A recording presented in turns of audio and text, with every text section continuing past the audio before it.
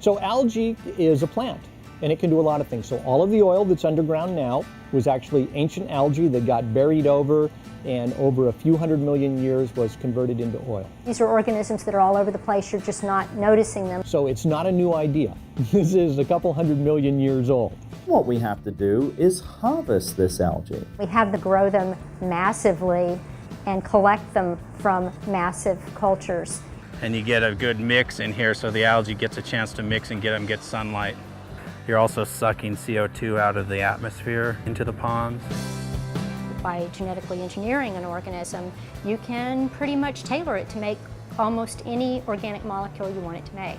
We don't need fresh water. We can use brackish water, we can use salt water, we can use wastewater. And you essentially squeeze the algae very hard, and out comes the oil. And it can pretty much grow anywhere we have enough sun and a little bit of warmth.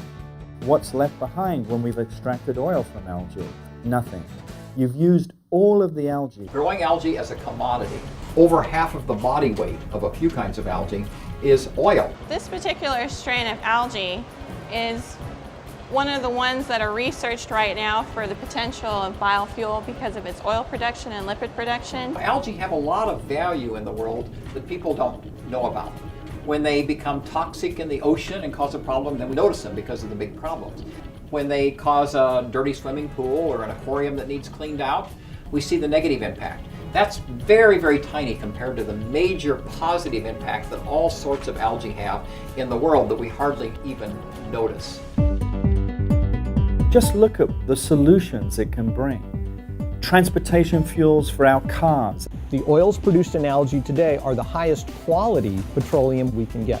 Food for the livestock that we need for protein sources. Because if you strip out the oil, you're left with the protein, which can still be sold at a good price to the fish feed and cattle industry. This will be the new agriculture.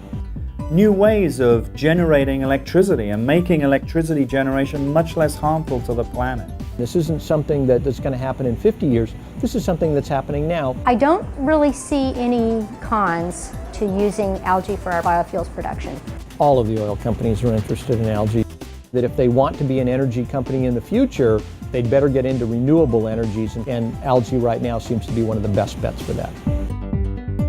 Growing algae and getting energy out of algae instead of getting energy out of oil in the ground is one of the ways that we're going to have to save that planet.